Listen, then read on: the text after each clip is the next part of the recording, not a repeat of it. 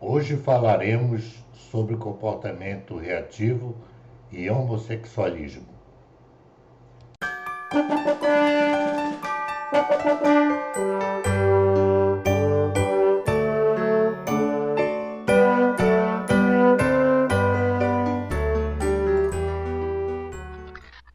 Sempre existiu muita polêmica em torno do fenômeno homossexual.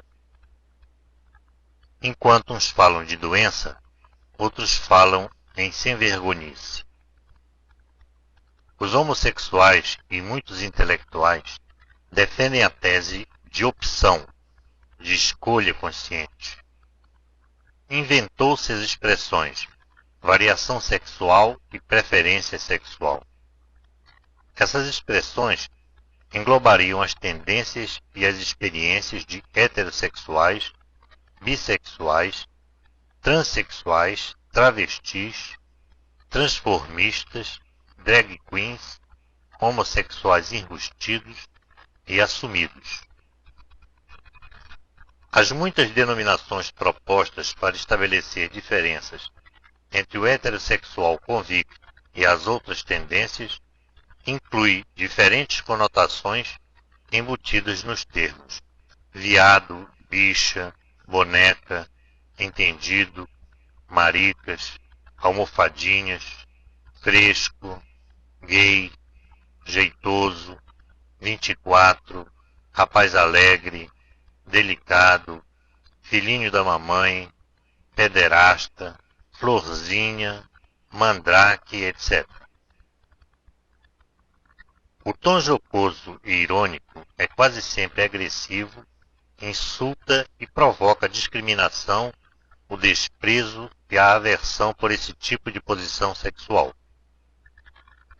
A sociedade os trata como marginais e, ao mesmo tempo, propala os seus direitos, sobretudo quando geram produção e circunstâncias lucrativas.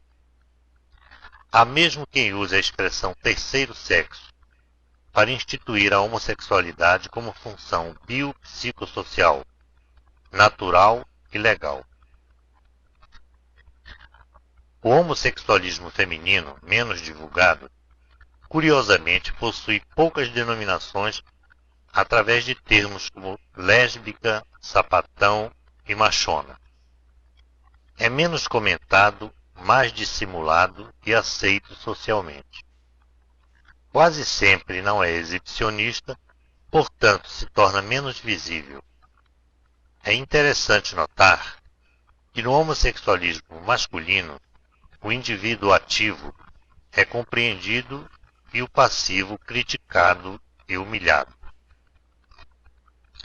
No feminino, a situação é invertida. Enquanto o indivíduo ativo é discriminado e ridicularizado, o passivo quase não aparece e é mais perdoado. Nossa cultura machista é desconcertante e contraditória quando escolhe o homem como figura mais importante da sociedade, ou seja, o homem que se comporta como mulher deve ser perseguido, mas a mulher que quer ser homem, embora discriminada por querer ocupar o lugar do homem, passa a ser menos perseguida por desejar a posição do ser superior, o homem. Já tratamos anteriormente da necessidade de identificar-se inerente à natureza humana. O homem precisa ser identificado nos seus atributos biológicos, psicológicos e sociológicos, assim como a mulher também precisa. Esse patrulhamento severo e neurótico da sociedade civilizada fixa e determina essa identidade pela prática sexual do indivíduo, genitalizando essa identificação. O homossexual ativo continua sendo homem, e o passivo perde essa condição. A homossexual ativa perde sua identidade feminina, e a passiva a mantém preservada. Por quê? Entre os povos primitivos, esse fenômeno aparece raramente no comportamento das pessoas, embora suas cargas genéticas possuam os mesmos cromossomas sexuais masculinos e femininos que a dos civilizados. Por que, então, entre eles, o problema da homossexualidade é difícil de ser encontrado? Como eles conseguem realizar esse milagre?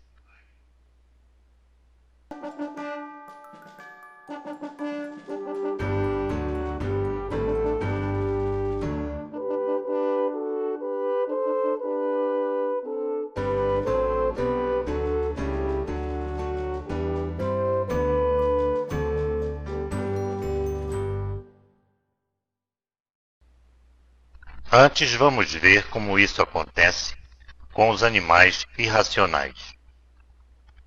Muitos já presenciaram animais do mesmo sexo tentando montar, isto é, praticar o ato sexual uns com os outros.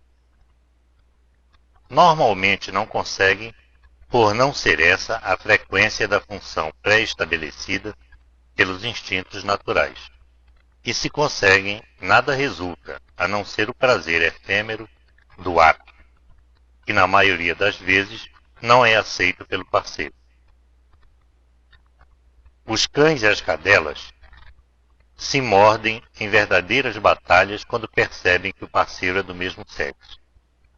Não foram programados pela natureza para subverter aos instintos, porém, se o número de fêmeas ou de machos se torna escasso, a frequência desse comportamento, ou seja, do comportamento homossexual, tende a aumentar. Se estiverem convivendo em situações antinaturais, por exemplo, prisão, fome, espancamentos, isolamento prolongado, a reação do comportamento pode alterar ou perverter o condicionamento instintivo. Gatos que convivem com cães sem brigarem, ratos brancos que não sentem medo de gatos ou cachorros, tigres e onças que convivem pacificamente com seus donos, são situações muito conhecidas e que mostram com clareza as profundas modificações que podem ocorrer no comportamento instintivo dos animais. O comportamento sexual no homem não é diferente, do ponto de vista de sua base instintiva, do dos outros animais. Pode, da mesma forma, alterar-se e seguir outras tendências se estiver submetido a pressões antinaturais. A sabedoria da engenharia natural deixou sempre uma margem de segurança para redirecionar e preservar a espécie. Indivíduos masculinos e femininos possuem uma condição genética, psicológica e sociológica mista, isto é, preparada para reorganizar as espécies em casos de profundas alterações do equilíbrio vital. Se determinado indivíduo masculino está tendente sempre a desempenhar seu papel masculino, isso não significa que ele, de vez em quando, não possa fazer ensaios ou treinamentos de papéis femininos, mesmo inconscientemente ou em sonhos. Voltará ao papel preferido quando perceber que esses ensaios não lhe agradam, que não combinam com seu desejo ou com sua posição social no grupo ao qual pertence. Se não estiver submetido ou não tiver passado por situações antinaturais, escolherá voltar sempre para o papel original. Isso fica demonstrado em situações nas quais muitos homens se sentem compelidos a imitar mulheres em peças de teatro ou no carnaval.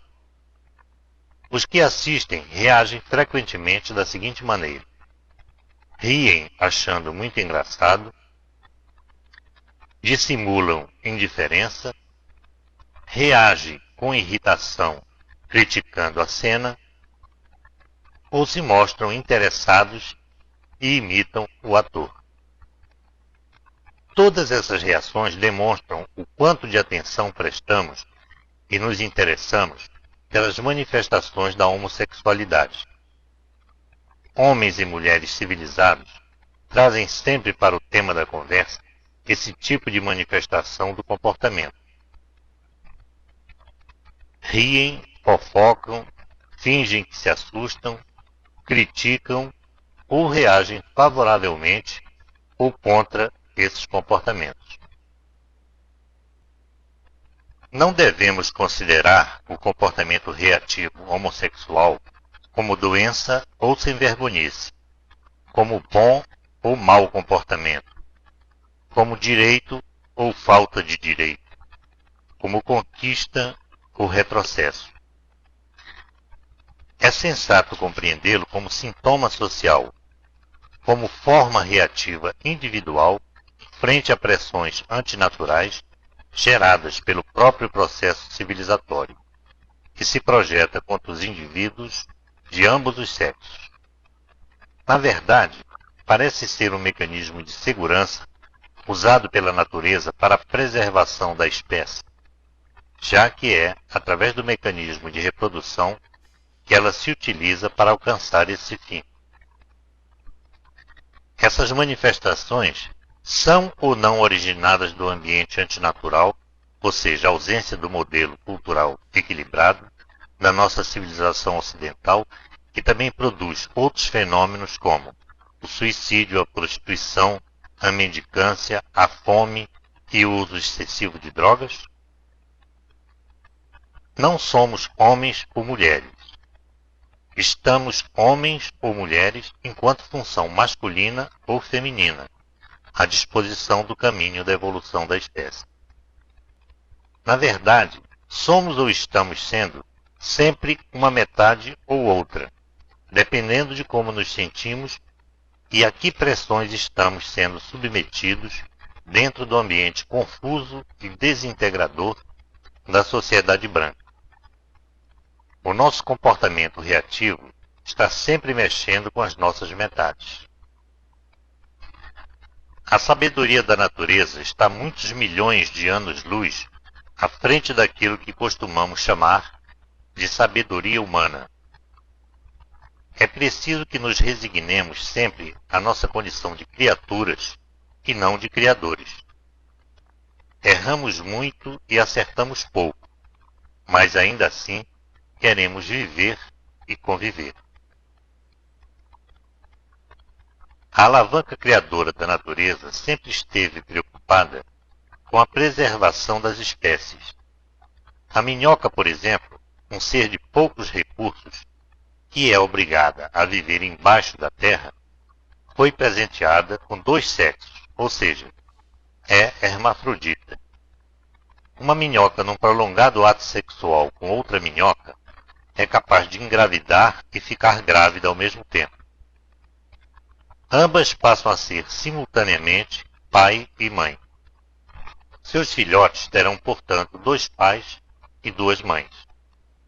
Além disso, se for cortada uma parte do seu corpo, o pedaço que sobrou pode regenerar-se e reproduzir o que faltou. Nossa metade branca nos diz que se esse presente da natureza tivesse cabido a nós, a anarquia seria total. E mesmo assim, ainda nos consideraríamos seres inteligentes e lutaríamos pelo controle da natalidade. Os criadores de peixes ornamentais em aquários e tanques já viram lindos machos de peixes, com o tempo, se transformarem em fêmeas que acabaram por parir muitos filhotes. Outras vezes, fêmeas prolíficas começaram a mudar de cor e suas nadadeiras se alongam como a dos machos, e elas começam a perseguir outras fêmeas. Galinhas cantando como galos e montando nas suas companheiras de sexo, e tantos outros exemplos entre animais, nos faz lembrar que pertencemos sim à escala zoológica. O hermafroditismo e a metamorfose sexual, entre outros, são fenômenos do reino animal, que demonstram com perfeição como a natureza se preveniu para manter e preservar as espécies. Nossa ignorância, muitas vezes, não está preparada para entender esses recursos. A homossexualidade, encontrada na vida civilizada, resulta de uma desorganização cultural progressiva e expressa a desorganização dos sentimentos, princípios e valores que normalmente existem e se encontram integrados nos modelos socioculturais organizados. A preferência sexual depende menos de uma simples escolha individual e está diretamente relacionada ao modo de viver e conviver dentro de parâmetros pré-determinados e bem definidos pela cultura dos grupos sociais. Nesse particular, conseguimos não ser tão diferentes dos índios. Guardamos, ainda que de forma distorcida e anárquica, alguns valores, símbolos e tarefas correspondentes ao masculino e ao feminino. Alguns homens não aceitam as cores lilás e cor-de-rosa nas suas roupas. O uso de brincos, pulseiras e colares não são bem aceitos por todos os homens. Tarefas como a de figurinistas, cabeleireiros e colunistas sociais ainda são tratados como pouco masculinas. É raro se ver mulheres trabalhando em serviços braçais pesados, dirigindo tratores ou fumando cachimbos. O fenômeno homossexual, quando visto somente pelo ângulo individual da prática sexual, se mostra falso e pobre. Toda sociedade equilibrada o conhece e reconhece associado às funções bio-psico-socioculturais do meio onde vive.